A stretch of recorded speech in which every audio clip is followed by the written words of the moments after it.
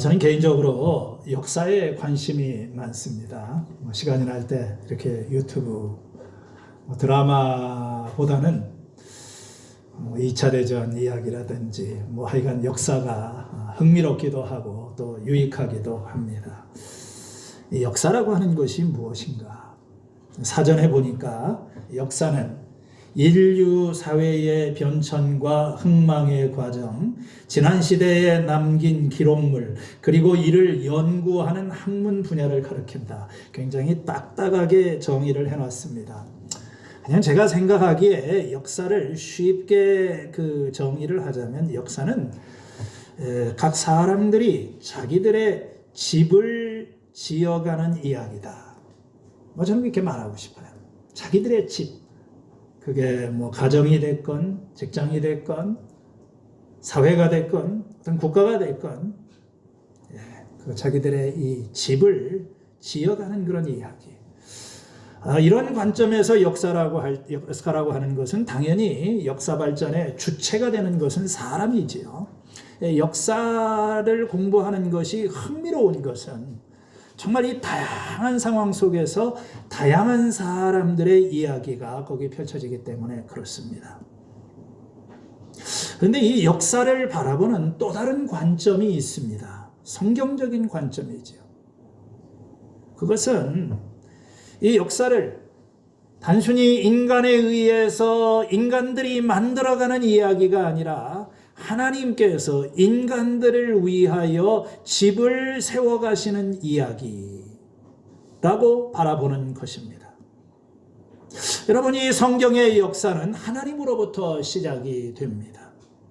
하나님께서 천지를 창조하시고 집을 만드시고 그 다음에 또 하나님께서 이 에덴 동산을 만들어서 인류가 거하게 하시고 또 이 세상 자체가 좀 더 하나님 보시기에 아름다운 그 복된 장소가 되도록 한 가족을 선택하시고 그 가족이 하나의 민족이 되게 하시고 마침내 왕국이 나라가 되게 하시는 그런 이야기. 성경이 말하는 역사는 하나님의 이야기이고 하나님께서 이 땅 위에서 펼쳐 가시는 하나님의 전기, 아니면 하나님께서 직접 써가시는 하나님의 자서전, 이런 관점으로 우리가 볼 수가 있습니다. 구약 성경에는 이스라엘의 왕조 역사를 다루고 있는 두 개의 역사서가 있습니다. 하나는 여호수아에서부터 이 열왕기하까지 이어지는 열왕기서의 그 역사. 또 두 번째로는 이 역대기 상하를 중심으로 이어지는 역대기적인 그런 역사입니다. 사실은 어떤 그 비슷한 시기를 다루고 비슷한 내용을 다루고 있지만 그 기록의 배경과 목적과 관점은 차이가 있는 것입니다. 우리가 이 열왕기서, 사무엘서의 이런 역사서를 신명기적인 역사라고 하는데, 이것은 이스라엘 백성들이 바벨론 포로로 잡혀간 다음에 그 포로 생활을 하는 이스라엘 백성들에게 유다 멸망의 원인이 무엇인가 하는 그런 자기 반성적인 입장에서 이스라엘 역사를 정리한 것입니다. 그러나 오늘 우리가 이제 살펴보게 되는 역대기라고 하는 이런 책은 포로 생활에서 돌아온 이스라엘 백성들이 예루살렘에 정착을 하고 새 삶을 살아가는 그 한참 후대의 그 상황, 어떤 귀환 공동체의 상황을 염두에 두고 기록한 것입니다. 이 역대기의 중심 주제를 한마디로 말하자면 이스라엘의 삶과 희망의 기초가 되는 이 다윗 언약의 의미를 살펴보는 것입니다. 이 역대기서라고 하는 그 책에 어떤 축을 이루는 두 개의 중요한 본문이 있습니다. 역대기라고 하는 책은 상당히 방대한 역대상 1장에서부터 쭉 이어져서 역대하 36장까지 무려 65장에 걸쳐서 다양한 그런 이야기들이 펼쳐지게 되는데, 그 중에서 가장 그 어떤 기둥과도 같은 두 개의 본문을 꼽는다면 그것이 역대상 17장과 역대하 17장에 나오는 그런 이야기입니다. 한번 여러분 그 그림에 보면, 제가 지난번에도 이 샌프란시스코의 골든 게이트 브릿지를 보여줬는데 이렇게 되어 있어요. 저희 이제 가서 보신 분도 계시겠지만, 이 바다하고 바다 사이에 긴 다리가 이어져 있는데 이런 다리를 현수교라고 합니다. 그래서 교각이 두 개가 이렇게 세워져 있죠. 그리고 이제 거기에다가 이 케이블을 연결을 해서 케이블 밑에다가 이 다리의 상판들을 연결해 놓은 것입니다. 그러니까 이 거대한 다리가, 이 긴 다리가 사실은 이 두 개의 기둥에 의존하고 있고 여기에 모든 것이 다 열려져 있는 것입니다. 여러분들이 이 역대기라고 하는 성경을 보게 될 때 이 앞부분에 역대기 1장에서부터 시작해 저 끝에 역대기 하 36장까지 여러 가지 많은 이야기가 나오는데, 이 이야기에 축이 되고 있는 것은, 이 앞에 있는 것은 역대기 17장. 이 17장에는 다윗에 대한 하나님의 언약, 하나님이 나타나셔서 다윗과 언약을 맺으시는 이야기가 나타나 있어요.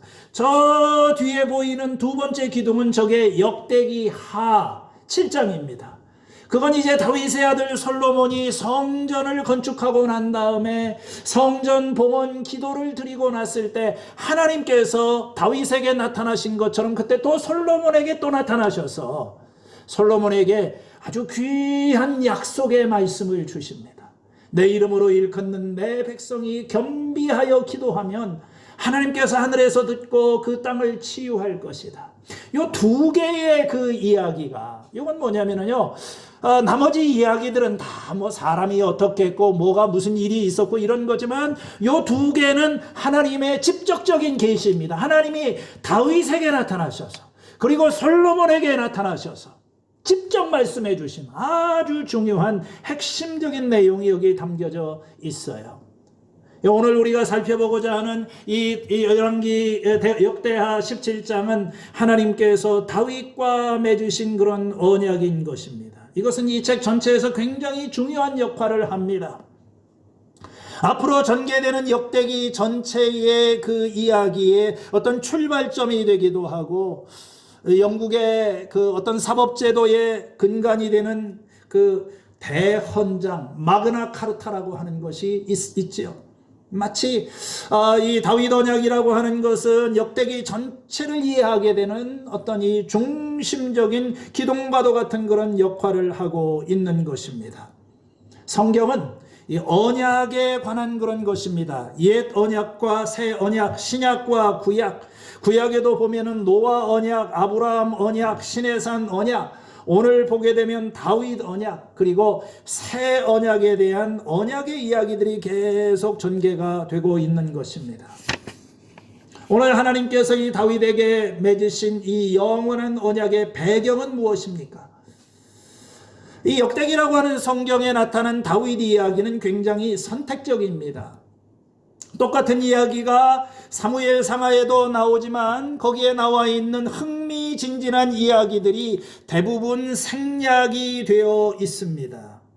다윗이 골리앗과의 싸움, 사울을 피해서 도망치던 일, 또 이 헤브론에서 왕이 되었던 일, 그리고 전쟁의 수많은 승리의 이야기, 이러면 다 생략해 버리고 과정은 생략하고, 이제 이 역대기에서 다루고 있는 다윗의 그 삶은 어떤 하나님의 성전 건축을 위해서 법궤를 예루살렘으로 모셔가고 또 성전 건축을 준비하는 다윗의 그런 모습인 것입니다. 다윗은 기나긴 고난의 여정을 마치고 이스라엘을 다스리는 왕이 되었습니다.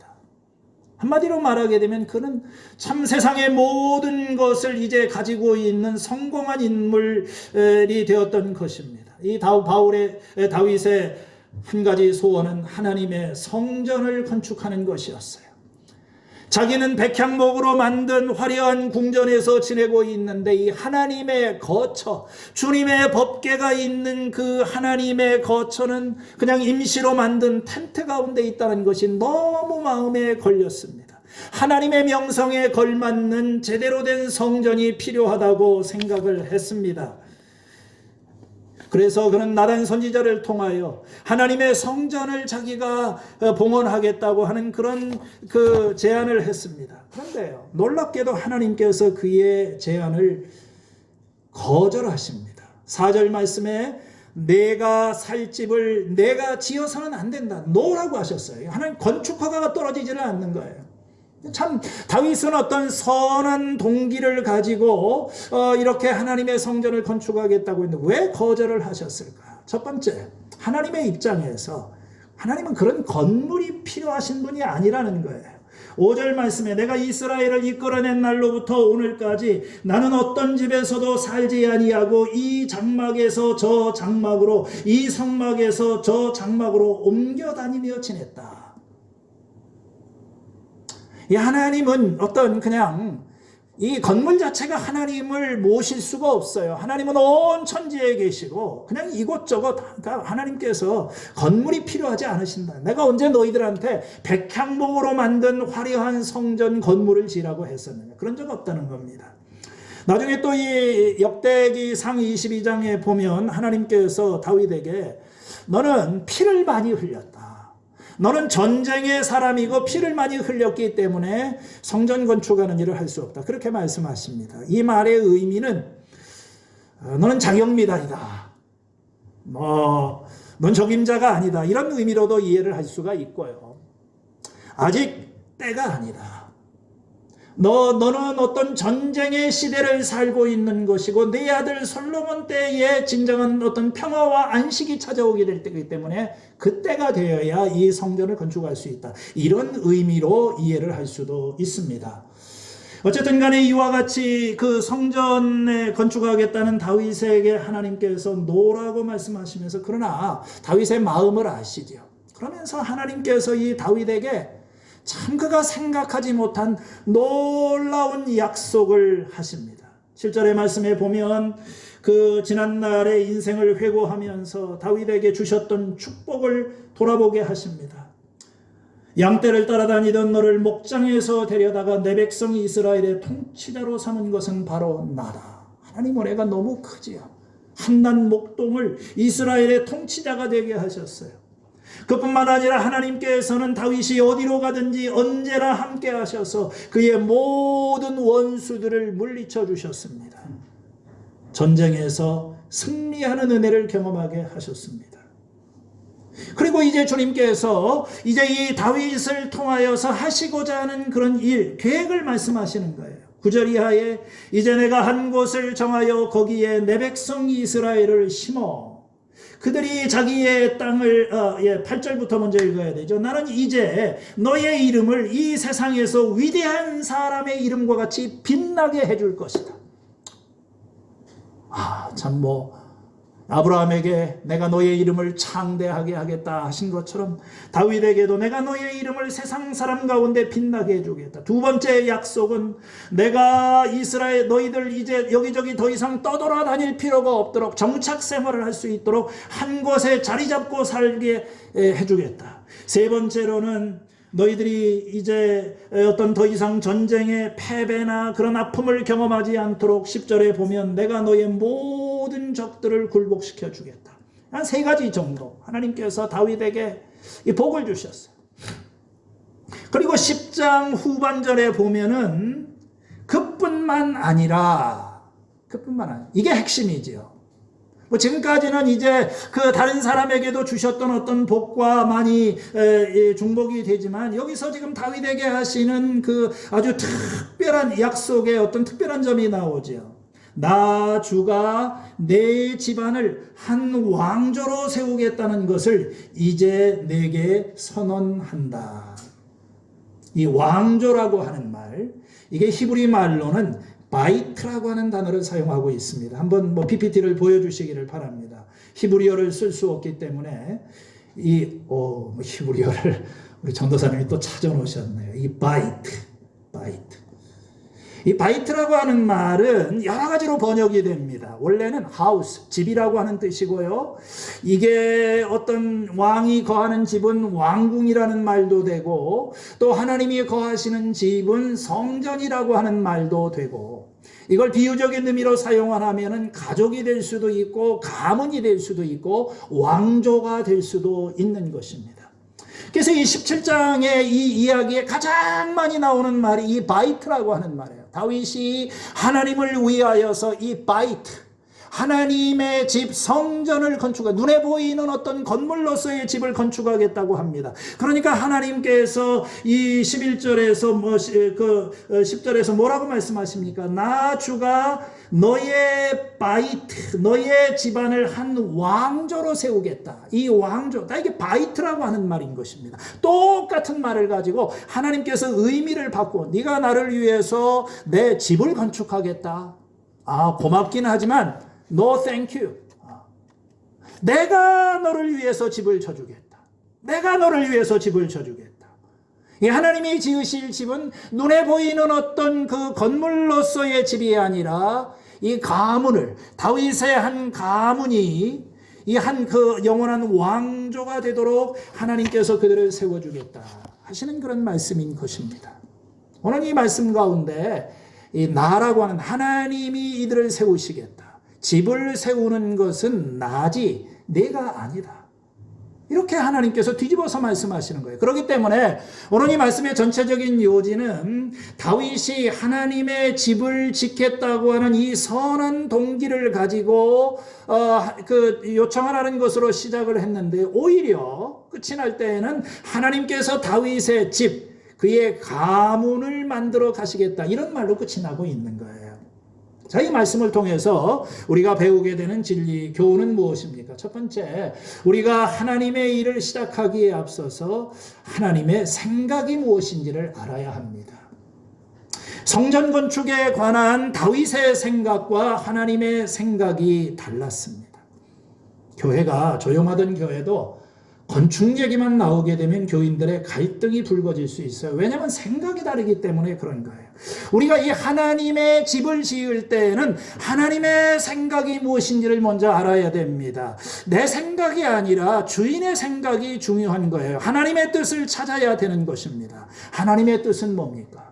지금 이 단계에서 중요한 것은 눈에 보이는 건물로서의 성전을 건축하는 것이 아니라 이 보이지 않는 그런 성전, 하나님이 원하시는 다윗의 이 가문을, 왕조를 세우는, 관계를 세우는 것이 더 중요하다, 그런 말씀인 것입니다.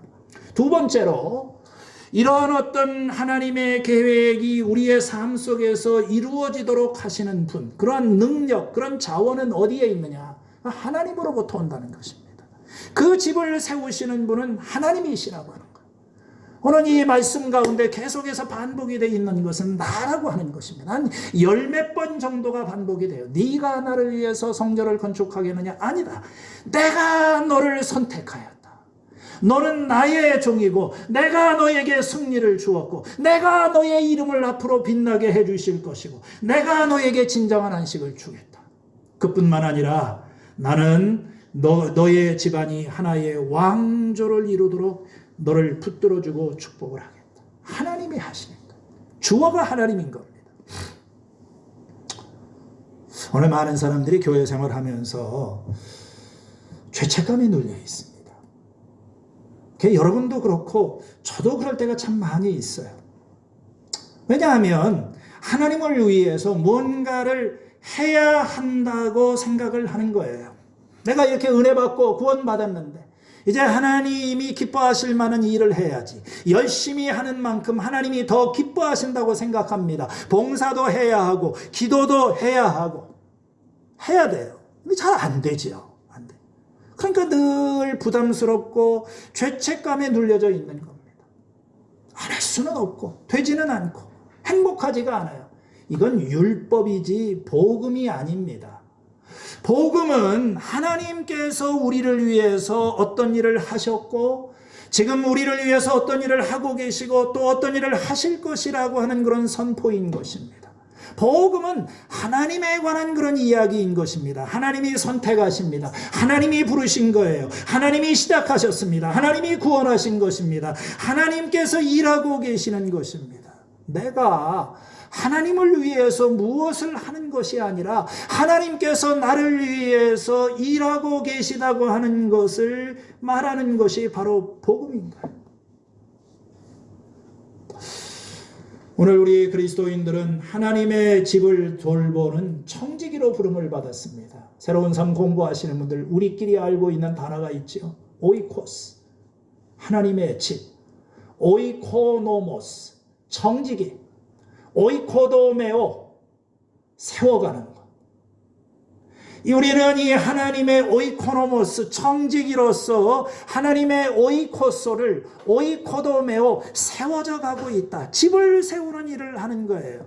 그러나 눈에 보이는 집이 아니라 우리는 이 하나님의 성전, 보이지 않는 성전, 관계를 세워가는 겁니다. 가정을 세워가고 목장을 세워가요.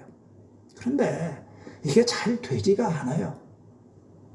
이 하나님의 성전으로 지어져 간다, 세워져 간다고 하는 게 이게 잘 세우면 자꾸 무너집니다. 너무 심하게 무너져 있어가지고 참 애를 쓰더라도 이게 잘 세워지면 또 무너지고 또 무너지고.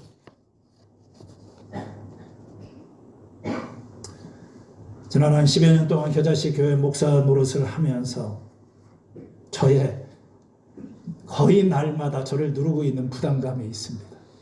어떤 분이 그런 기도 제목 써주셨는데, 목사님에게 있는 이 부담감 대신에 하나님이 주시는 자유함과 기쁨이 있기를 바랍니다. 좀 기도 좀 해주세요. 가만히 있으면 막 중력이 자다니는 것처럼 덜 누르는 부담감이 뭐냐면, 한마디로 얘기하면 교회를 세워야 된다. 겨자씨 교회가 시작이 되었고 교회를 세워야 된다. 하나님께서 이 원하시는 교회를 세우라고 우리를 부름을 받았다. 그런데 잘 안 돼요. 이건 생각하고 고민하지만 능력의 한계를 느껴. 이게 잘 되지가 않아요. 나는 백향목궁에 살고 있는데 하나님의 교회는 아직도 휘장 안에 있구나. 나의 힘과 나의 능력을 가지고 뭔가 하나님을 기쁘시게 해드릴 수 있는 일을 해야 된다는 그런 생각을 합니다. 여호와께서 집을 세우지 아니하시면 세우는 자의 수고가 헛되며. 여러분, 교회의 주인은 예수님이십니다. 저는 이때마다 다시 이제 한참 헤매다가 정신 차리고, 이거 아니지.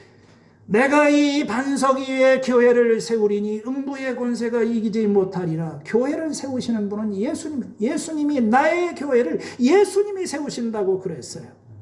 교회의 머리가 되시는 분은 예수님이신 것입니다.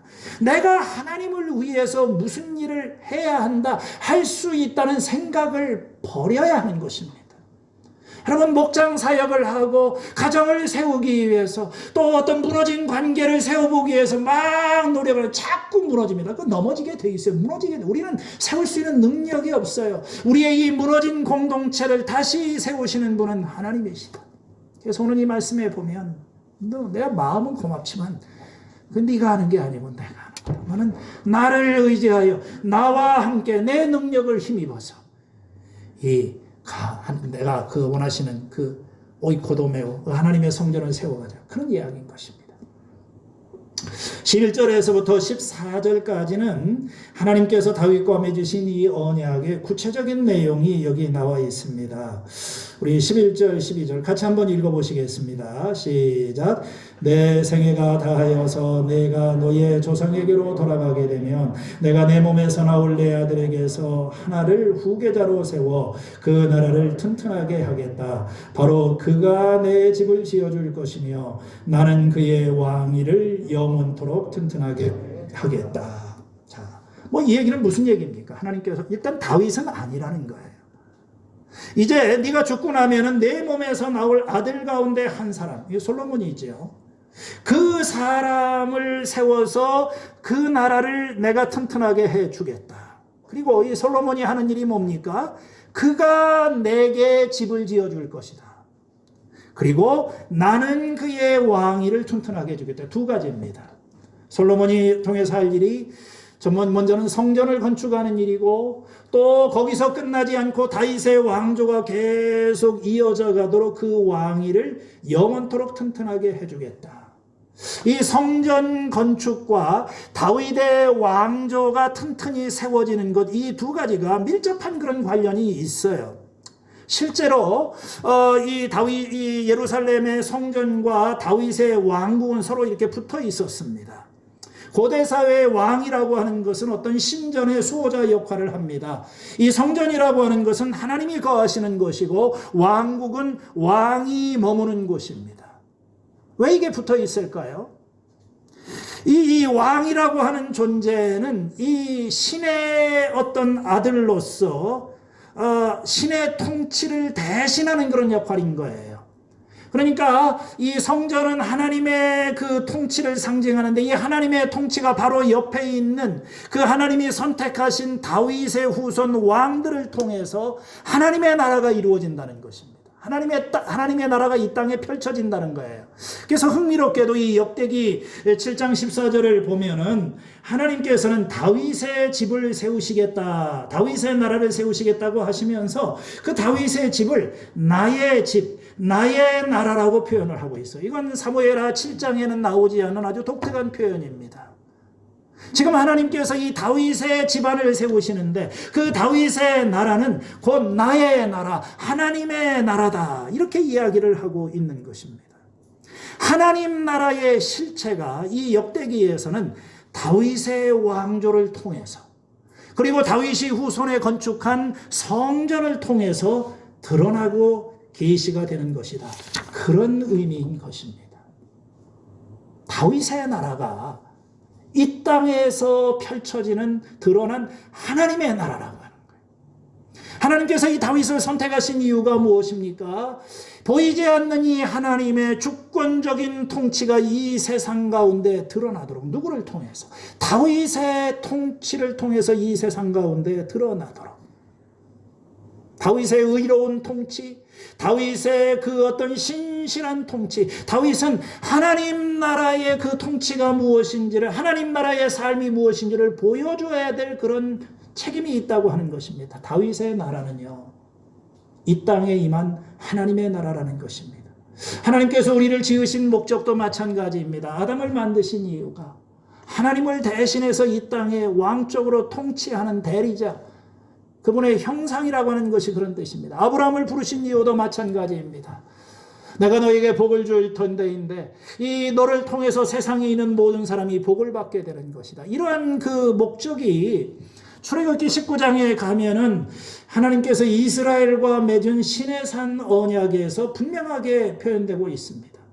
내가 너와 언약을 맺는다. 이 시내산에서 내가 나의 말을 지키면은, 내 말을 듣고 지키게 되면 너희의 나라가 나를 섬기는 제사장 나라가 되고 거룩한 백성이 될 것이다. 여러분, 이 제사장이라고 하는 것은요, 하나님 앞에서 사람을 대표하고 사람 앞에서 하나님을 대표하는 그런 존재인 것입니다.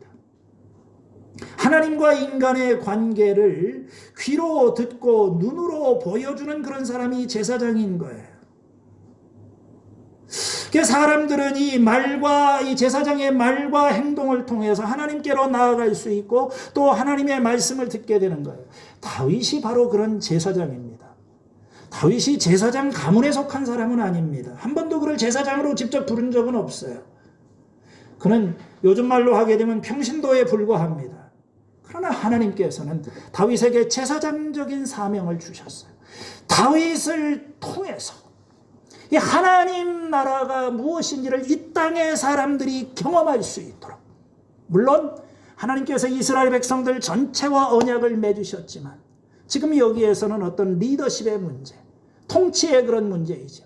이 이스라엘 나라가 하나님 나라가 되려고 하면은 하나님의 통치가 무엇인지를 실행할 수 있는 그런 기름 부음 받은 사람, 왕이 필요하다. 그런 왕을 다윗의 후손 가운데 하나님께서 세워서 그를 통해서 하나님이 영원히 통치하시겠다 하는 그런 언약을 맺으신 것입니다. 이게 다윗의 언약인 것입니다. 한 가족에게 초점을 맞추고 있는 거예요. 그런데 이 다윗과 맺은 언약의 중요한 특징 가운데 하나가 그 언약의 영속성입니다. 다시 12절의 말씀을 보면 나는 그의 왕위를 영원토록 튼튼하게 해 주겠다. 영원토록. 영원이라고 해요. 14절에도 보면은 내가 그를 내 집과 내 나라에 영원히 세워서 그 왕위가 영원토록 튼튼히 서게 하겠다. 이 영원하다고 하는 말이 17장에 보면 계속 반복이 돼요. 22장에서 주님의 백성이 이스라엘을 영원히 주의 백성으로 삼으셨습니다. 23절에도 주의 말씀이 영원토록 이루어지기를 원합니다. 24절에도 주님의 이름을 굳게 세우시고 영원토록 높임을 받으시기를 바랍니다. 누구를 통해서? 다윗을 통해서. 이 하나님의 이름이 영원히 높아지기 위해서는 하나님께서 다윗과 맺은 언약이 영원토록 계속돼야만 되는 것입니다. 중단이 되면 안 돼요. 이런 것이 13절의 말씀을 이렇게 보면 이렇게 표현이 되지요. 나는 그의 아버지가 되고 그는 나의 아들이 될 것이다. 내가 내 선임자에게서는 내 은총을 거두었지만 총애를 거두었지만 그에게서는 내 총애를 거두지 않겠다. 자, 자꾸 제가 히브리 단어를 하나씩 쓰는데 이 총애라고 하는 말의 히브리어는 여러분들이 잘 알고 있는 헤세드입니다. 한번 보여주세요. 이 헤세드, 총애, 은총, 은혜, 더 많은 구절에 있어서 인자, 자비 이런 여러 가지 말로 번역이 돼요. 이건 하나님의 어떤 사랑이라고도 번역, 한결같은 사랑, 변치 않는 사랑, 언약적인 사랑, 이 신실한 사랑, 변치 않는 사랑, 취소할 수 없는 사랑, 실패하지 않는 사랑, 이게 굉장히 풍부한 어떤 하나님의 언약적인 사랑을 주님께서 이야기를 하고 있는 거예요.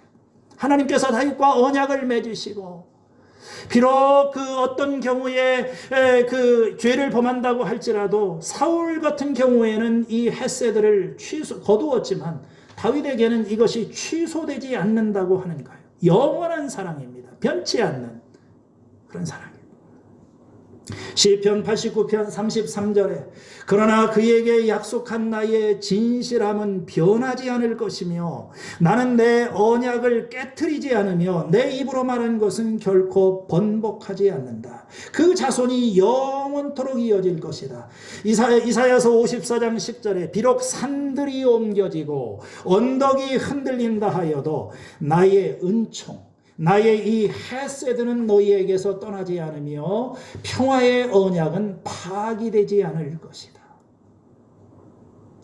여러분, 하나님께서 이 다윗과 맺은 언약의 핵심은 영원한 언약, 그 언약은 이 변치 않는 언약, 취소되지 않는 이 하나. 그래서 이 다윗은 찬양을 부를 때마다 시편에도 보면은 주님의 자비 헤세드는 영원하시도다. 그의 선하심과 그의 자비하심은 영원하도다. 이 영원한 사랑을 하나님의 은혜를 찬양하고 있는 거예요. 이것이 다윗과 주님께서 맺으신 언약의 중요한 부분입니다. 하나님은요, 이렇게 말씀하시고 반드시 실현이 됩니다. 공수표가 아니에요. 그래서 이제 이 쭉 성전 건축 얘기를 하다가 이제 역대기 상이 끝나고 역대기 하가 시작이 되면서 솔로몬이 바톤을 이어받고 또 성전 건축 쭉 그 얘기만 나오지요. 그러다가 6장 5장에 가면 성전을 완공하고 난 다음에 6장 10절에서 솔로몬이 이렇게 고백하지 않습니까? 주님께서 말씀하신 대로 아버지 다윗의 뒤를 이어서 이렇게 내가 이스라엘의 왕위를 이었으며 주 이스라엘의 하나님의 이름을 기릴 성전을 지었으니 주님께서 이제 그 약속을 이루셨어요. 이 헤세드, 하나님의 언약. 하나님께서 이 다윗에게 하신 언약이 그냥 공수표로 끝나지 않고 솔로몬 때에 이르러서 성전을 완공하게 하시고 또 이 다윗의 후손들을 통해서 대대로 그 왕조가 이어지도록 하나님께서 그 약속을 지키셨습니다. 그렇게 고백을 하고 있는 것입니다. 하나님께서 다윗과 맺으신 언약은 영원한 언약이다. 영원한 언약. 그런데요, 이 말의 의미를 우리가 조금 더 이렇게 생각을 해봐야 됩니다. 어떤 의미에서 도대체 영원하다고 말하는 것인가? 세상에 영원한 것은 없습니다. 다이아몬드가 영원한 것처럼 보여서 프로포즈를 할 때 다이아몬드를 갖다가 선물한다고 하지만 사랑은 영원하지 않습니다. 언약은 깨지게 돼 있어요. 여러분, 이 성경에서 말하는 언약은 쌍방적인 것입니다. 쌍무조약이라고 이야기를 하죠. 쌍방의 책임이 있는 거예요. 그래서 이 언약을 맺은 두 당사자 사이에 어느 한쪽이 책임을 다하지 못하면 언약은 깨질 수밖에 없는 것입니다. 조건이 들어가 있는 것입니다. 이 다윗의 언약에도 그런 것들이 들어가 있어요. 그래서 하나님은 이 다윗에게 이제 이 영원한 언약이 지켜지기 위해서 너는 이 율법을 순종하고 그 조상들의 믿음의 길을 걸어가야 된다. 조건이 달려 있습니다. 그런데 이스라엘의 역사를 보면 그들은 연약한 존재입니다. 자꾸 넘어져요. 자꾸 그 관계가 깨지는 겁니다. 그럼 이걸 어떻게 해야 됩니까? 죄를 지었으니까 이제 언약 관계를 파기를 해야 되는가? 영원한 언약은 그런 것이 아니라는 거예요. 그렇지 않다. 하나님께서 이 다윗과 맺은 언약은 영원한 언약이기 때문에 어떤 인간의 연약함이나 죄나 실수에 의해서 취소될 수가 없는 것이다. 물론 개별적으로 어떤 어떤 인간들이 죄를 짓게 되면 개인적으로는 그것이 철회가 될 수 있는지 모르지만 이 하나님께서 맺으신 언약 자체는 취소가 되지 않는다는 것입니다. 다윗은 이걸 자기가 경험을 했어요. 다윗이 훌륭한 사람이지만 얼마나 많은 죄를 지었습니까? 사람을 죽이고 간음죄를 지고 또 나중에 사무엘서를 보면은 막 집안이 그냥 무너져 내리는 소리가 여기저기서 들립니다. 형제들 간에 죽고 죽이고 집안이 엉망 무너져 내리는 거예요. 망할 것 같죠. 그런데 망하지 않아요. 그럼에도 불구하고 하나님께서는 이 다윗의 후손 가운데 왕들이 나오게 하시고 왕조의 역사가 이어져 가게 하십니다. 왜? 하나님과 다윗이 맺으신 언약은 영원한 언약이니까. 영원한 언약이니까. 이건 하나님의 언약은 인간의 연약함에 의해서 취소될 수 없는 그런 언약이다. 오늘 이 다윗 영원한 언약이라고 하는 하나님께서 다윗과 맺은 이 언약이 지금 이 역대기서를 처음으로 읽고 있는 그 당시의 첫 독자들에게는 굉장히 중요한 질문이었었어요. 이 역대기라고 하는 책은 구약성경에서 맨 마지막에 기록된 성경이라고 사람들이 이야기를 합니다. 포로에서 돌아온 다음에 한참 세월이 흘러서 기원전 한 400년경에 그들은 페르시아의 지배를 받고 있어요. 예루살렘에 돌아와서 100년이 넘는 기간 동안 그들은 생활을 하면서 성전을 건축하고 하나님께서 예언자들을 통해서 약속하신 그 다윗 시대의 영광이 회복되기를 기다리고 있었지만 그런 날은 오지는 않았어요. 삶은 여전히 힘들고 페르시아의 그들은 속국과 다름이 없는 그런 고달픈 삶을 살아가고 있고 경제적으로 또 사람도 많지 않은 아주 미미한 그런 가운데 성전만 그냥 있고 다윗 왕조는 아예 사라져버렸어요. 배가 끊어져 버렸습니다. 다윗의 후손 가운데 더 이상 왕의 이름을 가지고 있는 왕조는 실질적인 왕조는 존재하지 않아요. 그때 이스라엘 백성들은 질문을 하는 겁니다. 도대체 하나님의 약속은 어디에 있는 것입니까? 다윗을 통해서 하나님의 영원한 통치를 이 땅에 이루시겠다고 하는 그 하나님의 언약은 도대체 어디에 있는 것입니까? 하나님 안 계시는 것 같아요. 이것이 역대기서를 읽어나가고 있는 독자들이 처해 있는 그런 상황입니다. 우리도 비슷한 생각을 할 때가 많죠.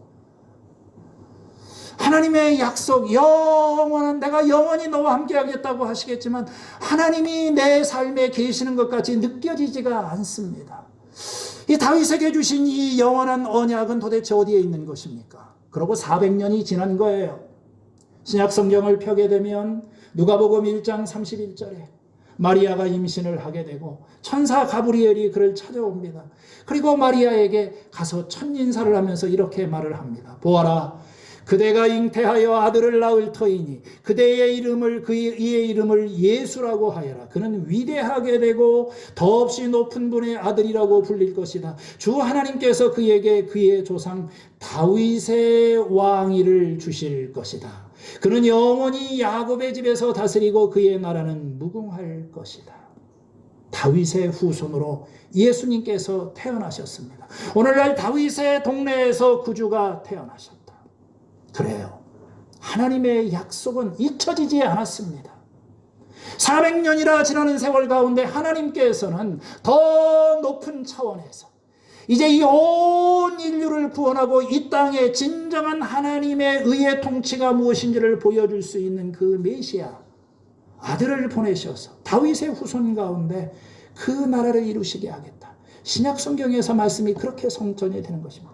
예수님 자신이 성전이십니다. 그리고 이 하나님의 그 언약의 중재자가 되셨어요.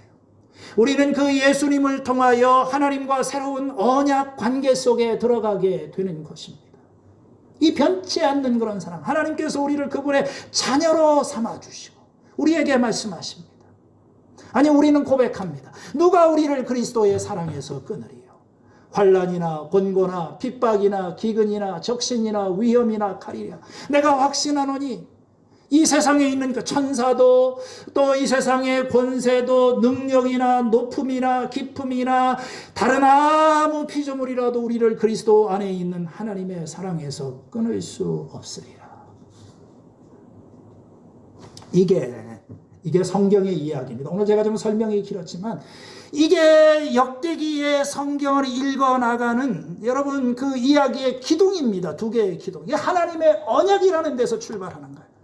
그리고 이 하나님의 언약이 어떻게 실행이 돼가고 있는가, 대를 이어가고 있는가, 그 역사 속에서 우리가 바라보는 것은 하나님의 신실함입니다. 어떤 신학자는 역대기를 이끌어가는 세 개의 원동력이 있다고 그랬어요. 하나님의 약속, 인과응보의 사상, 그리고 성전. 네. 여러분, 이 역대기를 보면 인과응보, 사람들이 행한 대로 받는 거예요. 죄를 지은 사람에게는 벌이 임하고 또 하나님에게 순종한 사람에게는 복이 임한다. 이게 세상 살아가는 그런 원리죠. 이 세상은 인과응보가 지배하는 그런 세상입니다. 그 어떤 하나님에 대한 순종이 이 성전에 대해서 어떤 태도를 보이고 있느냐를 통해서 표현되고 있는 거예요. 우리는 자꾸 실패합니다. 그런데 그래도 망하지 않는 이유가 뭘까?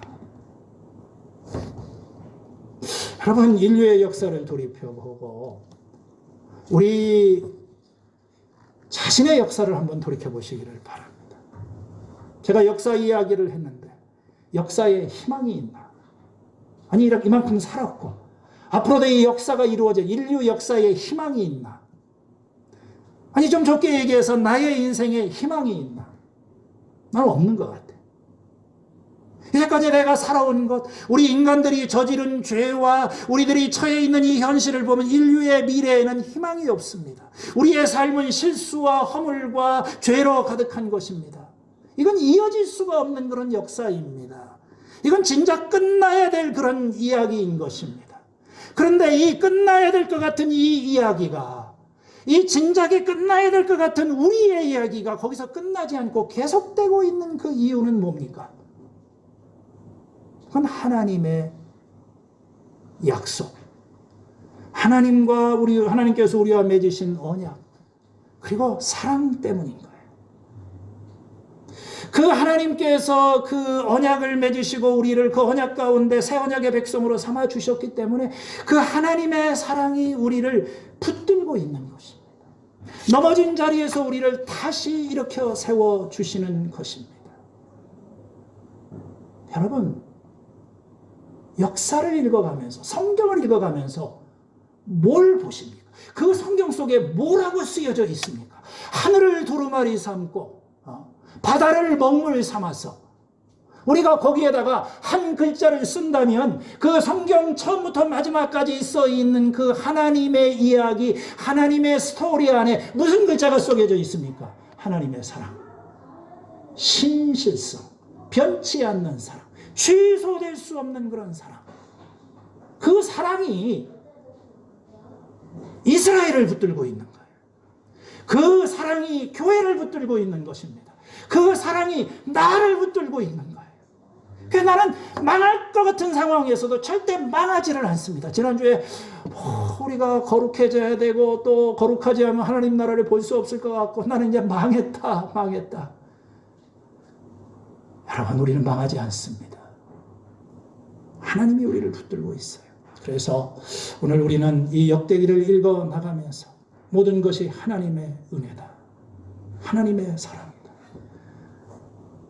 중요한 것은 나의 이야기가 아닙니다. 나의 생각이 아닙니다. 나의 의지가 아닙니다. 나의 성실성이 아니에요. 중요한 것은 하나님의 생각입니다. 하나님의 의지입니다. 하나님의 계획입니다. 그리고 하나님의 생각입니다. 그 하나님이 나를 사랑하세요. 우리 개신교인들은 역사의식이 부족하다는 얘기를 종종 듣습니다. 이게 무슨 말이에요? 역사, 시작과 끝과 미래를 바라보는 이런 어떤 장기적인 눈앞에 있는 것만 바라보고 당면한 그런 현실에 그냥 내 문제에 매몰되는 그런 경우가 많습니다. 역대기에서 이 역사서를 통해서 우리는 하나님의 역사를 읽어나가고 그 역사 속에서 행하시는 그 역사의 자치 속에서 지금까지 내 인생을 포기하지 않고 붙들어 주셨던 이 하나님의 흔적, 하나님의 글씨를 여러분들이 읽어나가게 되면 우리가 앞으로 살아간 삶이 어떤 일이 닥칠지 몰라도 결코 낙심하지 않게 됩니다. 이 나의 이야기가 아니라 우리의 공동체 속에서 써져가는 하나님 나라의 이야기, 이런 이야기를 만들어가는데 부름을 받은 이 하나님의 백성들, 오늘도 이제부터 시선을 돌려서 하나님을 바라보고 믿음 안에서 살아가는 주님의 백성들이 될 수 있기를 축원합니다. 아멘.